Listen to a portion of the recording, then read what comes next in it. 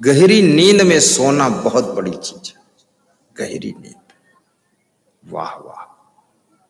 इसमें इतने लोग बैठे, मैं देख रहा हूं, इसमें बहुत सारे लोग तो गहरी नींद में सोते ही नहीं, नींद आती ही नहीं है।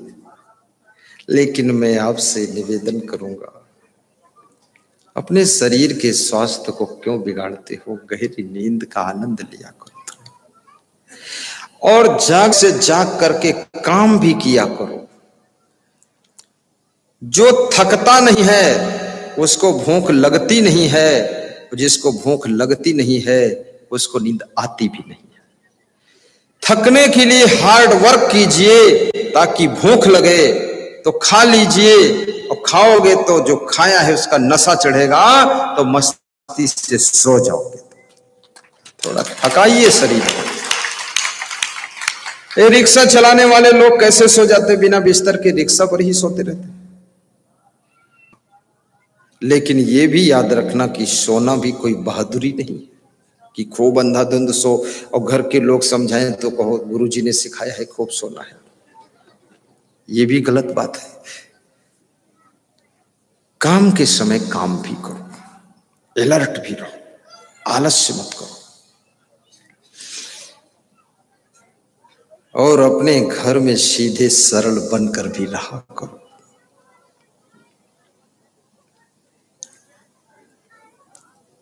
और घर में सफाई भी रखा करो, मन को भी शुद्ध रखो। ये मन में निर्मलता होनी चाहिए। मेरा मन डोले मेरा तन डोले, मेरे दिल का गया करार रे, कौन चलावे साइकिल, ये वाले गीत मत गाओ। अब तेरा मन डोले तो तेरे मन को कौन संभालेगा? अपने मन को शांत भी रखो, खुश भी रखो। और कभी तुम्हारा कमाया हुआ सब खो रहा है, कोई बेईमानी कर रहा है, लफंगा आदमी मिल गया, मूर्ख मिल गया, दुष्ट है, अब कोई उपाय ही नहीं बचा है, तो उसमें फिर हंसते हंसते संतोष कर लो और बोल दो जितने दिन मेरे भाग्य में था, मेरे साथ था ये सब, अब ये छूट रहा है, अब कुछ नया और कुछ बड़ा मेरी किस्मत में होने वाला है।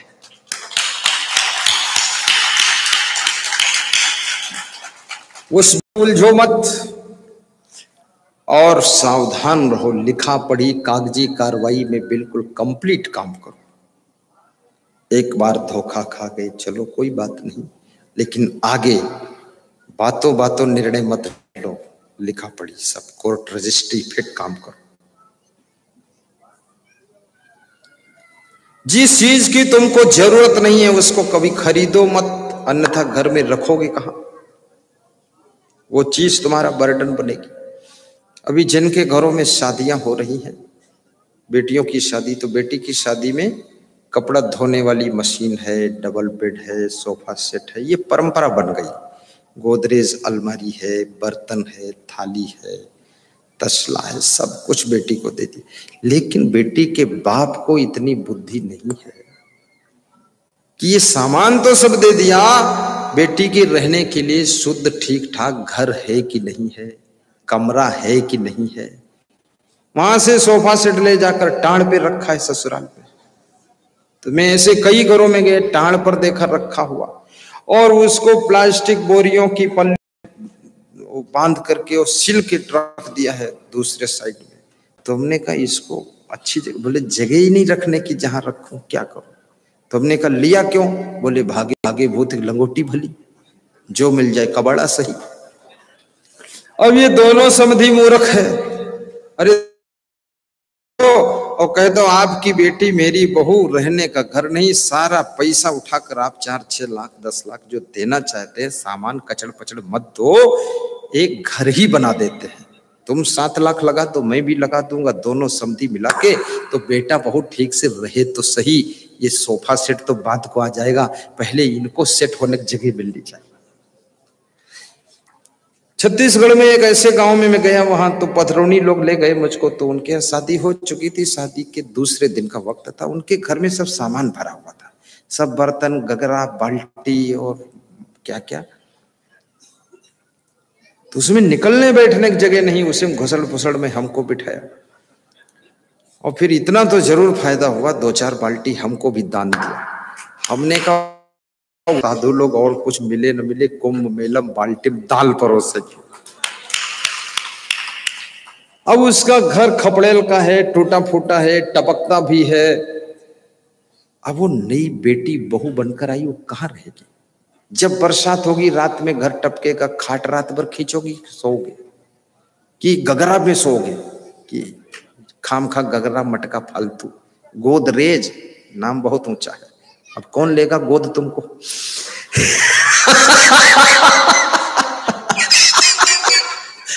फालतू नौटंकी में फंस गए। अरे अच्छा घर बना दो। यदि घर बना हुआ है और बेटी की ससुराल जहां वहां कुछ नहीं है, तो अपना एक गाड़ी फर्स्ट क्लास दो, 5-6 लाख की गाड़ी। नई गाड़ी में बेटी बैठकर जाएगी तो कम रोएगी, हारन बजाएगी, खुद नहीं बाजा बजाएगी। अब ये किसी का तजुर्बा नहीं, और रात में शादी करते, मूड बुद्धि, फालतू हुल्लड़ मचाते, इतने जनरेटर, इतना लाइट, इतना ये बकवास सब। दिन में करो, 12 बजे से 3 बजे तक फाइनल कर दो, लोगों काम भी मत बिगड़े, और 2-4-6 लाख रुपया वो लाइटिंग फाइटिंग का बचे, कार खरीद कर बेटी को दे। रुतबा किसको दिखाते हो? कौन तुम्हारा रुतबा देखने आता है?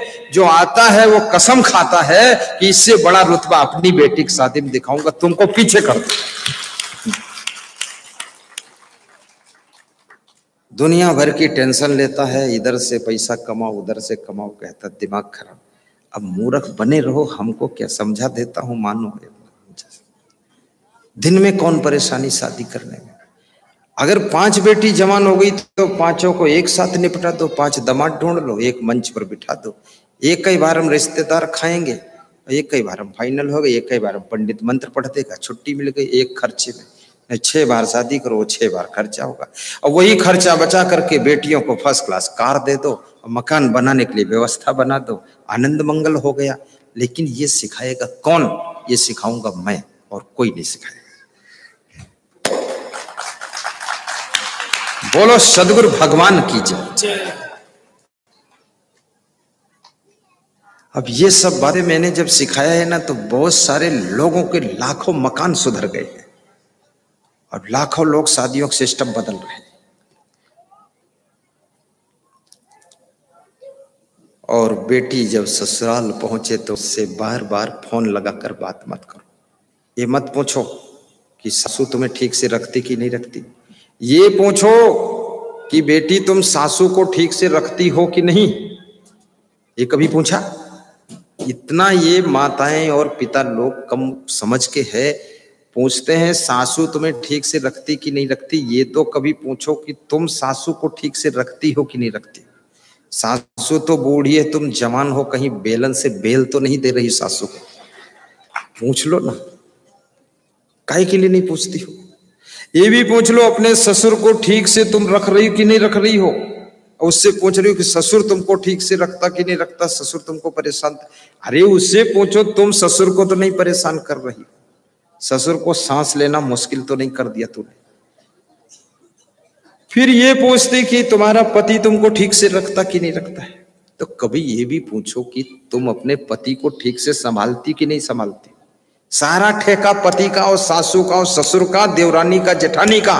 तुम्हारी बेटी क्या ठेका है? खाली मटर गश्ती करे।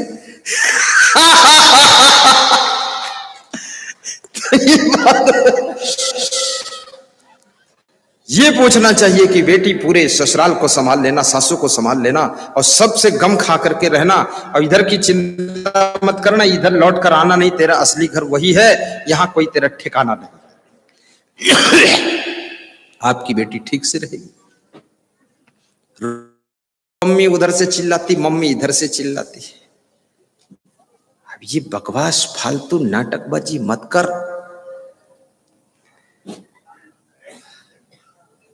हमारे माँ बाप ने कभी पूछा ही नहीं कि तुम साधु बने वहां ठीक हो कि नहीं ठीक हो, क्योंकि उन्होंने जब हमको देखा साधु लाइन में तो देखा कि ये तो पूरा सबको संभालते। हम क्यों ऐसे लफड़ा पाले कि हमको लोग संभाले? हम इतने पावरफुल हैं, हम खुद सबको संभालेंगे, हमको मत संभालो। हम कौन कमजोर है? हम चेलों को भी संभालेंगे, गुरु को भी संभालेंगे, और गुरु मिल जाए उसको भी संभालेंगे, सबका मैनेजमेंट करेंगे, सबकी व्यवस्था करेंगे। हम क्यों इतना नूरे नूरे झुके झुके चले कि हाय भैया हमको संभाल लो, हम तो बहुत पागल आदमी, आलसी। मैं तो सबको संभाल देता हूं। हाँ, है कोई लफड़ा ही नहीं है। बेईमान और धूर्त के लिए सब जगह लफड़ा है। तो सभी बहुओं से यही कहना है कि अपने ससुराल में जाकर के सासू को संभालो, ससुर को संभालो, पति को संभालो, देवर को भी संभालो, पूरे घर को संभालो, और धीरे धीरे हो सके तो मुख्यमंत्री बनो, पूरा प्रदेश संभालो। क्या जरूरी है वही चकई की जगह मकई के अलावा तिकड़े तिकड़े बनाते रहो घर में? आगे बढ़ो कुछ, लेकिन तुम उसी में उलझे रहोगे, तुम आगे क्या बढ़ोगे? कितने घरों में तो खाली साड़ी, सलवार और बाल और गाल और पायल और चूड़ी और बर्तन कौन मांजेगा, इसी झगड़ा चल रहा है। रोटी हम नहीं बनाएंगे, तुम बनाओ, हम ठेका थोड़े लिए। बड़े बेईमान लोग हैं। अरे इस झगड़े फगड़े मत उलझो, इसको तो फटाफट करो, घर को मैनेज करो, आगे की सोचो। तुम्हें विधायक बनना है, सांसद बनना है, सीएम बनना है, वहां दिमाग दौड़ाओ। तुम कहां वहां कटोरी पटोरी मुलझे पड़े फालतू। बड़ा सोच